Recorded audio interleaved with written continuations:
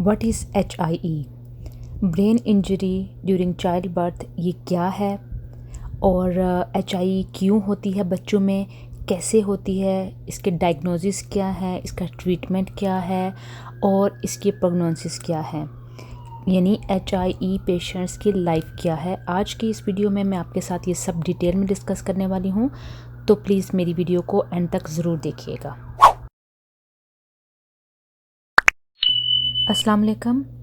आज की वीडियो का मकसद एक एजुकेशनल पर्पज़ है। मैं एक इन्फॉर्मेटिव वीडियो शेयर कर रही हूँ आज आप सबके साथ, क्योंकि मेरी बेटी खुद एक HIE पेशेंट है और वो 4 साल से हॉस्पिटल में है।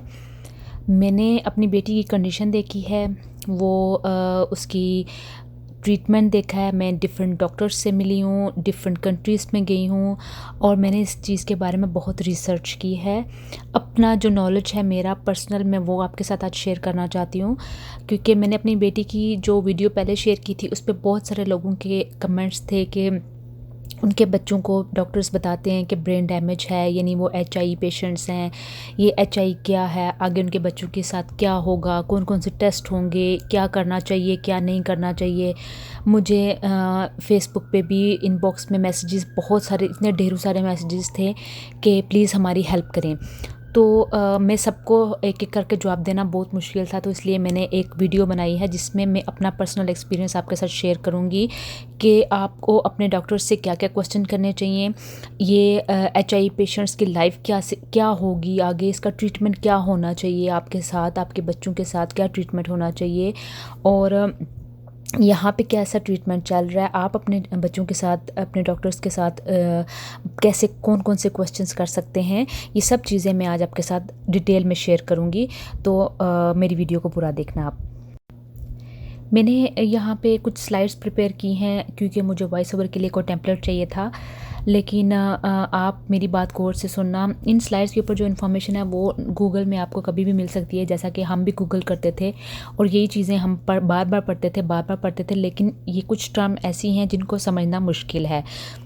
मैं आसान ज़बान में आपको समझाने की कोशिश करूँगी, तो आप मेरी बात गौर से सुनना। और अगेन ये एक इन्फॉर्मेटिव मेरी अपने पर्सनल एक्सपीरियंस से मैं आपके साथ जो शेयर करूँगी, तो कुछ भी फ़ैसला लेने से पहले प्लीज़ हमेशा आप अपने डॉक्टर से ज़रूर मशवरा करें। HIE क्या है? Hypoxic ischemic encephalopathy. ये क्या है कि ये एक ब्रेन डैमेज है जो चाइल्ड बर्थ के दौरान होता है, या बच्चा जब पैदा हो जाता है उसके बाद भी होता है। हाइपोक्सिक मतलब lack of oxygen in brain, ischemic मतलब lack of blood in brain, और इंसेफलोपैथी मतलब जो ब्रेन डैमेज होता है। ठीक है, तो lack of oxygen and blood in brain से ये बच्चे को ब्रेन डैमेज होता है। होता क्या है कि जैसे जब ब्लड फ्लो ब्रेन के अंदर नहीं जाता तो ब्रेन सेल डाई होना शुरू हो जाते हैं। जब कुछ सेल डाई होते हैं तो वो एक टॉक्सिक मटेरियल रिलीज़ करते हैं जिससे बाकी के सेल डाई होना शुरू हो जाते हैं। तो इवेंचुअली आहिस्ता आहिस्ता आहिस्ता ब्रेन के सारे सेल्स डाइड हो जाते हैं और उसके बाद बच्चा एक ब्रेन डेड बच्चा हो जाता है और उसके लिए बच्चे की लाइफ आगे मुश्किल हो जाती है, यानी उसको डिफरेंट तरह की प्रॉब्लम्स आ सकती हैं। वो पार्शली एबनॉर्मल हो सकता है या वो फुली एबनॉर्मल हो सकता है या उसको सेरेब्रल पाल्सी हो सकती है। ठीक है, मतलब साफ़ ज़बान में, आसान ज़बान में समझाती हूँ ये कि ब्रेन में स्वेलिंग हो जाती है। जब बच्चे को ब्रेन में ऑक्सीजन और ब्लड नहीं मिलता तो उसको ब्रेन में स्वेलिंग हो जाती है। जैसे आप कह लें कि ब्रेन डैमेज क्या होता है कि जब एक सर्किट टूट जाता है या एक बिजली की तारें हैं अगर गट्ठी, वहाँ से आधी तारें टूट गई हैं तो उनका रास्ता आपस में टूट जाता है, कनेक्शन टूट जाता है। तो इस तरह ब्रेन के जो सेल्स डेड हो जाते हैं अगर, तो उनका आपस में कनेक्शन टूट जाता है। ठीक है, उसके जो रिज़ल्ट के तौर पर बच्चे को सीरियस एक्टिविटीज़ होना शुरू हो जाती हैं। ठीक है, तो बच्चे को डिफरेंट तरह की प्रॉब्लम्स आना शुरू हो जाती हैं। ठीक है, तो lack of oxygen and blood in brain ये होता कैसे है? होता ये है कि अगर खुदा ना खास्ता प्लेसेंटा अब्रप्ट हो जाए या प्लेसेंटा रैप्चर हो जाए या आपका जो एमनियोटिक फ्लूइड होता है प्रेग्नेंट लेडी के बच्चे के आसपास पानी होता है वो ख़त्म हो जाए, या एक जब मदर लेबर में होती है, जब उसका लेबर एक्टिव होता है उस दौरान भी मदर को बाज़-औक़ात डिस्ट्रेस हो जाता है, उनका ब्लड प्रेशर लो हो जाता है, उस दौरान भी बच्चे को ऑक्सीजन की कमी हो जाती है। तो ये कुछ बहुत सारे फैक्टर्स हैं जिससे बच्चे की ब्रेन इंजरी होती है, और ये जहाँ तक मेरा मानना है ये टोटली नेग्लिजेंस होती है। जैसे मेरे केस में हुआ था कि हैवी ब्लीडिंग स्टार्ट हो गई थी 36 वीक्स में, और मैं हॉस्पिटल पहुँच भी गई थी, लेकिन किसी को पता नहीं चला कि मेरा प्लेसेंटा एब्रप्ट हो चुका था। एक अगर डॉक्टर सारी रात मेरा अल्ट्रासाउंड करती रही थी तो उसको पता होना चाहिए था, उनको पता चल जाना चाहिए था कि प्लेसेंटा एब्रप्ट हो चुका है। और मेरा एमनियोटिक फ्लूइड भी नहीं था। जब मेरी बेटी पैदा हुई थी तब पानी बिल्कुल भी नहीं था, मैं बिल्कुल ड्राई थी। तो एक ये फैक्टर भी था कि उसको ऑक्सीजन ब्रेन में नहीं गई। तो मेरी जो ब्लीडिंग थी, यानी प्लेसेंटा जो मेरा एब्रप्ट हुआ था, वो 24 आवर बर्थ से पहले हुआ था। तो उसमें ये था कि उसको 24 आवर तक ही ब्रेन में ऑक्सीजन और ब्लड नहीं गया था। यानी हम जो कहते हैं कि प्लेसेंटा के ज़रिए बच्चे को माँ की खुराक बच्चे तक जाती है, तो वही अगर रास्ता ही टूट जाता है बच्चे का साथ माँ का, तो बच्चे को कहाँ से जानी है ऑक्सीजन और कहाँ से जाएगा ब्लड ब्रेन में। तो ये एक फैक्टर है कि जिससे बच्चे को एचआई होता है। इसके अलावा बच्चों को बर्थ के बाद भी एचआई होता है, यानी अगर ब्रेन उसका पैदाइश के बाद भी कुछ बच्चों को ऑक्सीजन की कमी होती है, ब्लू बच्चे पैदा होते हैं, लेकिन क्या करते हैं हॉस्पिटल की नेग्लिजेंस, डॉक्टर की नेग्लिजेंस, यानी वो टाइम से बच्चे को ऑक्सीजन नहीं देते, तो उसमें भी बच्चे को एचआई हो जाती है, लेकिन उनका सिवियरिटी कम हो जाती है, यानी बच्चा का पूरा ब्रेन डैमेज नहीं होगा, यानी लेकिन कुछ हिस्सा उसका ज़रूर डैमेज होगा। मेरी बेटी के साथ ये हुआ था कि बर्थ से कुछ दिन 15 मिनट पहले उसका हार्ट बंद हो गया था। और ये माना जाता है कि जब हार्ट बंद होता है तो ब्रेन 5 मिनट के बाद ब्रेन के सेल्स डेड होना शुरू हो जाते हैं। तो आप काउंट कर सकते हैं कि 5 मिनट के बाद 10 मिनट तक, 15 मिनट, क्योंकि वो उसका बर्थ से पहले पेट के अंदर उसका दिल बंद हुआ था, तो 10 मिनट तक तो उसका आधा ब्रेन डेड हो चुका था। जब वो पैदा हुई तो उसने क्राई भी नहीं किया, वो फ्लैट थी बिल्कुल। उसको रिसैसिकेट करके उन्होंने उसकी हार्ट बीट तो वापस ले आए, लेकिन जो ब्रेन के सेल डैमेज हो चुके थे वो वापस नहीं आ सकते। ब्रेन डेड का इलाज पूरी दुनिया में यहाँ पे कहीं भी किसी जगह भी ब्रेन का डेड का इलाज, जिसको ब्रेन डेड है उसका इलाज नहीं है। यानी ब्रेन के जो सेल डेड हो चुके हैं, जो सर्किट एक जल चुका है आपका, ख़त्म हो चुका है, उसको रिप्लेस किया ही नहीं जा सकता, ठीक है। लेकिन ब्रेन डैमेज की टाइप्स डिफरेंट तरह की हैं, कुछ में इलाज है, मुमकिन है, और कुछ में नहीं है। अगर तो पार्शली ब्रेन डैमेज है, ब्रेन के किसी एक हिस्सा में डैमेज है, तो उसके लिए होप है, उसके लिए सर्जरीज़ की जाती हैं। यानी अगर सिर्फ एक हिस्से में डैमेज है तो सर्जरी करके उस डैमेज को रिमूव कर दिया जाता है, और इवेंचुअली ब्रेन का जो बाकी हिस्सा है वो उसके काम को संभाल लेता है, उसको टेक ओवर कर लेता है। और इस तरह बच्चे में थोड़ी अबनॉर्मलिटीज़ होती हैं, लेकिन वो लाइफ गुजारने के काबिल हो जाता है। लेकिन अगर एक ब्रेन पूरा का पूरा डेड हो चुका है, ब्रेन के मल्टीपल एरियाज़ के अंदर डैमेज हुआ है, तो there is no cure. Okay, अगर एचआई सवियर है तो इसके लिए कोई क्यूर नहीं है, कोई ट्रीटमेंट नहीं है। सिर्फ थेरेपीज़ हैं बहुत तरह की, और मेडिसिन हैं बहुत तरह की, जिनकी इस्तेमाल से बच्चे की लाइफ को थोड़ा आसान बनाया जा सकता है, लेकिन बच्चा सेरेब्रल पाल्सी में ही जाएगा, वो पूरा का पूरा डिसेबल बच्चा होगा, ठीक है। इसके अलावा भी ब्रेन डैमेज की बहुत तरह के ब्रेन डैमेज होते हैं। यानी आपका ब्रेन फ्रंट साइड से डैमेज है, right side of the brain damage है, या left side of the brain damage है, ठीक है। मेरी बेटी के केस में उसके तीनों पार्ट डैमेज है, फ्रंटल लोब भी डैमेज है, राइट साइड और लेफ़्ट साइड भी। फ्रंटल लोब जिसमें मेन इमोशंस होते हैं बच्चे के, उसकी पहचान, उसकी मेमोरी, उसका सारे सेंसेस सारे फ्रंटल लोब में होते हैं। जो मेरी बेटी का वही डैमेज है, उसको कुछ नहीं पता कि वो कहाँ है, उसकी मम्मा पापा कौन है, उसके साथ कौन है, उसके साथ क्या हो रहा है, उसको कुछ समझ नहीं है। वो एक्सप्रेस नहीं कर सकती, वो फीलिंग को ज़ाहिर नहीं कर सकती, वो हंस नहीं सकती, वो कुछ भी नहीं बता सकती, वो कुछ एक्सप्रेस भी नहीं कर सकती। उसका right part of the brain भी डैमेज है। उससे क्या होता है कि आपकी बॉडी का लेफ़्ट हिस्सा काम नहीं करता, और अगर left part of the brain damage होता है तो right side of the body काम नहीं करती। मेरी बेटी की ना राइट साइड बॉडी काम करती है, ना लेफ़्ट साइड काम करती है। वो टोटली एक वेजिटेबल है। उसको ब्रेन में यानी आप कह लें टोटली ब्रेन डेड है। वो सिर्फ वेंटिलेटर पे सांस लेती है, और जब तक उसकी ज़िंदगी है अल्लाह उसको तकलीफ़ों से बचाए बस। तो ब्रेन डैमेज डिफरेंट तरह के होते हैं। हमारे केस में क्या था कि जब छोटी थी तो डॉक्टर्स बोलते थे कि मैंने पहले भी बताया कि ब्रेन डैमेज में आधे हो सकता है वो बच्चा चले ना हो सकता है, बोले ना हो सकता है, वो पूरा का पूरा सेरेब्रल पाल्सी में हो। तो आप अपने डॉक्टर से ज़रूर इस बात में डिस्कस करें और पूछें कि बच्चे को कितना डैमेज हुआ है, उसको कितनी देर तक ऑक्सीजन और ब्लड ब्रेन में नहीं गया, या बर्थ से पहले उसको एचआई हुआ है या बर्थ के बाद हुआ है। तो ये सारे क्वेश्चन आप अपने डॉक्टर से ज़रूर पूछें। इसके बाद आपको कुछ आइडिया होगा कि अब आपके बच्चे के साथ नेक्स्ट क्या होगा।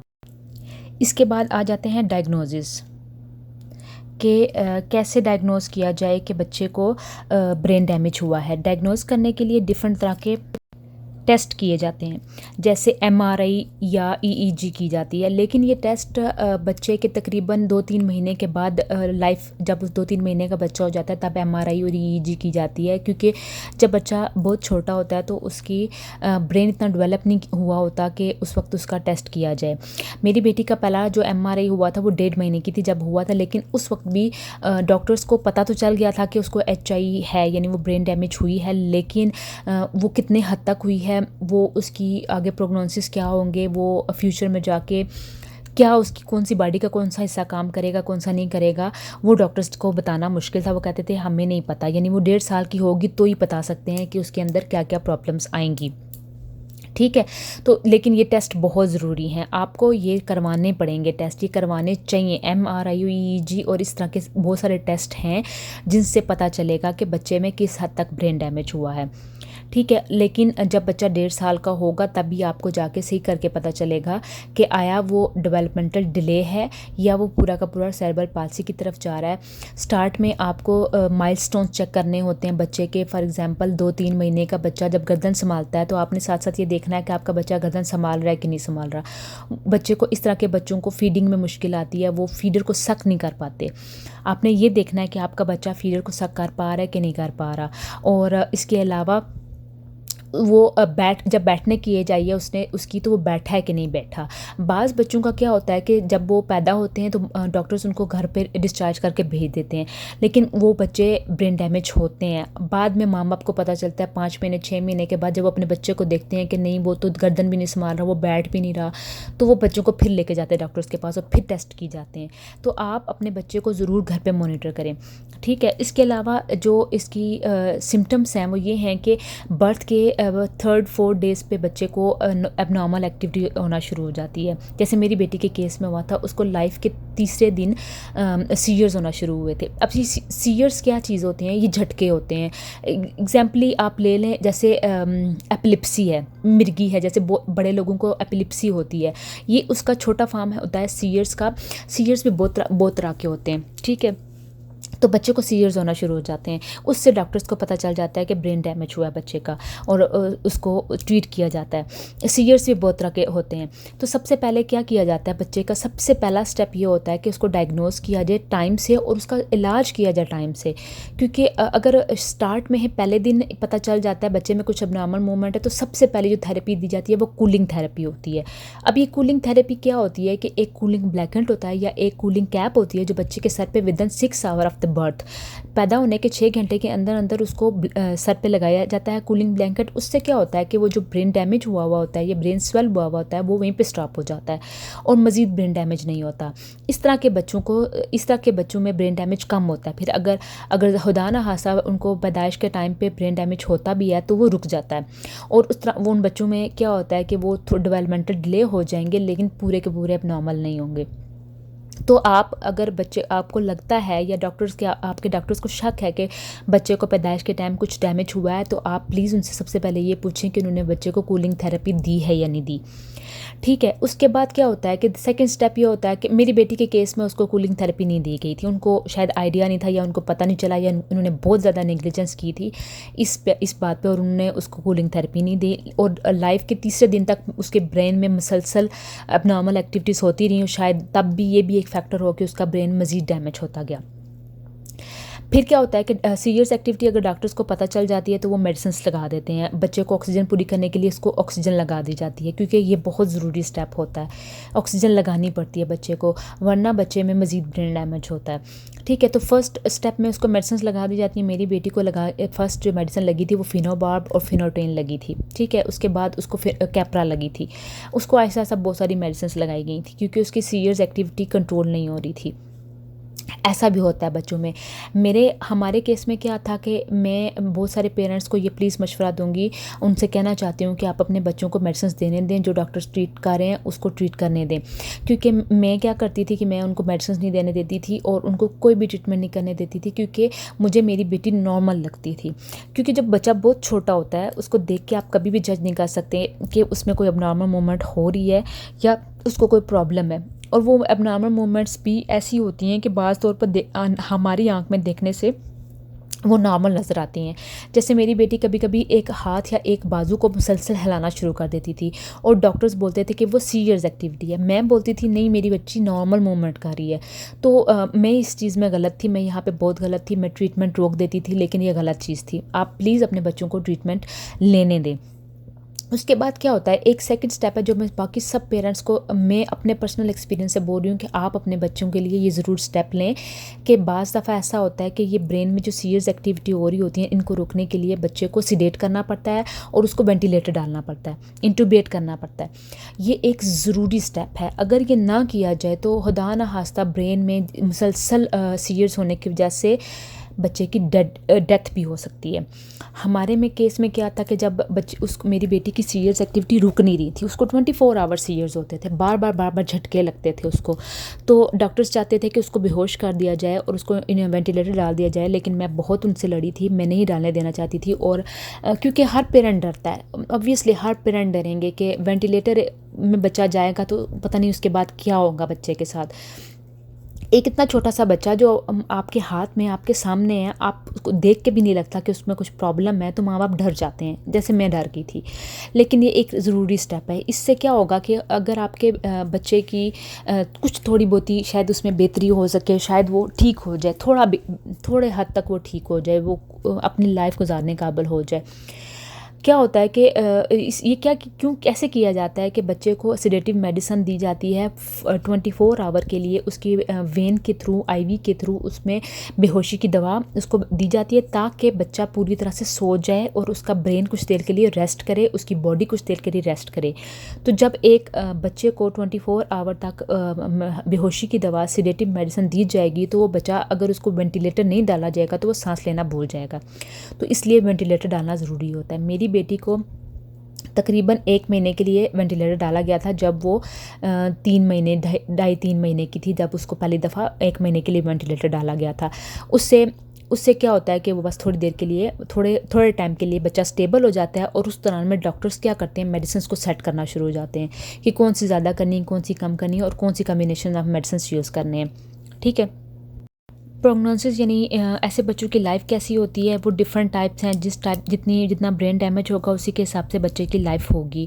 बाज़ बच्चे जिनको ब्रेन डैमेज कम होता है, वो उनमें सिर्फ डेवलपमेंट डिले होता है, यानी अगर एक बच्चा 1 साल में चलता है तो हो सकता है वो 3 साल तक चलें। अगर एक बच्चा 2-2.5 साल का बच्चा बोलता है तो हो सकता है वो 5-6 साल की उम्र तक वो बात करना शुरू करें। तो ऐसे बच्चे 5-6 साल अपनी एज से थोड़ा पीछे रहेंगे। वीडियो लंबी होती जा रही है, मैं वाइंड अप करना चाहती हूँ, लेकिन यहाँ पे मैं ज़रूर बोलना चाहूँगी कि सारे लोगों को रिक्वेस्ट करूँगी कि खुदारा प्रेग्नेंट लेडीज़ को, प्रेग्नेंट मदर को पूरी तरह से मॉनिटर करवाएं, उनका फ्लूइड चेक करवाएं, उनका प्लेसेंटा के बारे में लाजमी क्वेश्चन करें आप अपनी गायनेकोलॉजिस्ट से, ताकि इस जो ब्रेन डैमेज है इसको रोका जा सके। ये एक ऐसी चीज़ है जिससे एक बच्चे की पूरी लाइफ तबाह हो जाती है, एक बच्चा पूरी ज़िंदगी के लिए डिसेबल हो जाता है, एक बच्चा क्या, एक पूरा ख़ानदान तबाह हो जाता है। मैंने बहुत सारी माएँ ऐसी देखी हैं जिनके बच्चे डिसेबल हैं और वो डाइवोर्स हो जाती हैं। इस चीज़ में उन माँओं का कोई कसूर नहीं होता, लेकिन फिर भी उनको डाइवोर्स हो जाती है और वो माएँ उन बच्चों को अकेले पालती हैं। खुदारा प्लीज़ इस चीज़ को रोका जा सकता है। आप अपने प्रेग्नेंट लेडी का पूरा ख्याल रखें, उसको मॉनिटर करवाएं, और अगर इन केस 36, 34, 35, 36 वीक्स में कभी भी आपको हैवी ब्लीडिंग होती है तो ये लाजम प्लेसेंटा अब्रप्ट हो जाता है, आप सिजेरियन करवा लें। मेरा आपको एक मुखलसाना मशवरा है, आप लाजम जाएं और सिजेरियन करवाएं। उससे एटलीस्ट बच्चे की लाइफ बच जाएगी, उसका ब्रेन डैमेज नहीं होगा। जहाँ तक हमसे हो सकता है हम कोशिश करेंगे कि आने वाले बच्चे की ज़िंदगी बचे। यहाँ पे अमेरिका में जहाँ पे मैं रह रही हूँ, मेरी बेटी का इलाज बहुत अच्छा हो रहा है। यहाँ पे बहुत ज़्यादा फैसिलिटीज़ हैं, उसको बहुत अच्छे से रखा जा रहा है। सेंटर हैं जहाँ पे रखा जाता है ऐसे बच्चों को। तो यहाँ पे लाइफ इजी करते हैं बच्चों की। लेकिन जैसे मुझे पता है कि इंडिया और पाकिस्तान में ऐसे बहुत सारे बच्चे हैं, ऐसे हज़ारों बच्चे पैदा होते हैं हर साल, और ऐसे बच्चों की कोई लाइफ नहीं है, बल्कि उनके पूरी फैमिली की कोई लाइफ नहीं होती। वहाँ पे उन बच्चों को संभालना बहुत मुश्किल हो जाता है। बहुत सारी माएँ ऐसी हैं जो बेचारी अकेली रोती हैं ऐसे बच्चों को लेके। तो इस चीज़ को प्लीज़ जहाँ तक मुमकिन हो रोकें। मैं कोशिश करूँगी कि यहाँ के डॉक्टर से डिटेल में बात करूँ और अपनी बेटी की मेडिसिन्स जो हैं वो सारी आपके साथ शेयर करूँ। अपने यहाँ के डॉक्टर से पूछूँ कि कौन कौन से ट्रीटमेंट हैं जो यहाँ पे ये लोग कर रहे हैं, मैं वो आपके साथ शेयर करूँ, ताकि आप लोग जहाँ जहाँ पे हैं अपने कंट्री के हिसाब से आपको पता चले कि यहाँ पे क्या ट्रीटमेंट है और आपके बच्चों के साथ क्या ट्रीटमेंट हो रहा है। इसके अलावा भी अगर किसी का कोई क्वेश्चन है तो प्लीज़ मुझे कमेंट्स में बताएं। मैं जहाँ तक पॉसिबल हो सकेगा मैं आप सबको जवाब दूँगी और आपकी हेल्प करने की पूरी कोशिश करूँगी। लेकिन एक बात आप याद रखें कि अपने डॉक्टर से आप ज़रूर पूछें। बेशक आपके डॉक्टर्स आपको डिटेल नहीं बताएंगे, लेकिन आप बार बार क्वेश्चन करें, ये आपका राइट है। आपको पूछना है कि आपके बच्चे के साथ क्या हुआ है, उसको कितना ब्रेन डैमेज हुआ है, उसके कौन कौन से टेस्ट होने हैं, उसको कौन कौन सी मेडिसिन दी जा रही है और कितनी मिकदार में दी जा रही है। ये क्वेश्चन आप लाजमी अपने डॉक्टर से ज़रूर किया करें। आखिर में मैं सबके लिए दुआ करती हूँ कि अल्लाह पाक उन सब लोगों की मुश्किलें आसान करे, उन सब माँओं की जिनके बच्चे आज इस बीमारी में हैं और पूरी तरह से डिसेबल हैं। ये मैं जानती हूँ और मेरा अल्लाह जानता है कि मेरी बेटी की क्या हालत है, किस कंडीशन में है और हम उसके साथ किस कंडीशन में यहाँ पे कितना सफ़र कर रहे हैं। ये सिर्फ वही जानते हैं जिनके बच्चे इस हालत में होते हैं। मेरी सबके लिए दुआ है कि अल्लाह ताला सबके बच्चों की तकलीफ़ें दूर करे और अल्लाह ताला इस बीमारी से हमारी जान छुड़ाए। किसी बच्चे को भी कोई बीमारी ना हो। और ख़ास तौर पे ब्रेन डैमेज, दुनिया में हर बीमारी का इलाज मौजूद है। हालांकि दिल तक का इलाज मौजूद है। अगर दिल में कोई वाल्व काम नहीं करता तो वो तक डाल दिए जाते हैं। लेकिन इस पूरी दुनिया में वाहिद ब्रेन ऐसी चीज़ है जिसके अंदर अगर कुछ भी ज़रा सी भी खराबी हो जाए तो उसका कोई इलाज नहीं है, कहीं भी इसका कोई ट्रीटमेंट नहीं है। तो प्लीज़ जहाँ तक मुमकिन हो सकता है ब्रेन डैमेज को रोका जाए। इन्फेंट्स के अंदर, न्यू बॉर्न बेबीज़ के अंदर तो उसकी सबसे पहली स्टेज ही यही है कि प्रेग्नेंट माँ का ख्याल रखा जाए, उसको पूरी तरह से चेकअप करवाया जाए। कहीं भी ज़रा सी भी कोई आपको डाउट लगता है, आप बच्चे को सिजेरियन करवा लें, बर्थ कर दें, बच्चे की पैदा कर दें बच्चे को। नॉर्मल की ट्राई के लिए वेट ना करें, सिजेरियन करा लें, उससे कोई नुकसान नहीं होता। एटलीस्ट बच्चे की लाइफ बच जाती है। मुझे आज तक इस बात का अफसोस है कि काश मेरा सिजेरियन हो जाता टाइम पे, तो क्या पता मेरी बेटी की लाइफ बच जाती। दुआ में याद रखिएगा आप लोग, मेरी बेटी के लिए ज़रूर दुआ कीजिएगा। Thank you so much. अल्लाह हाफिज़।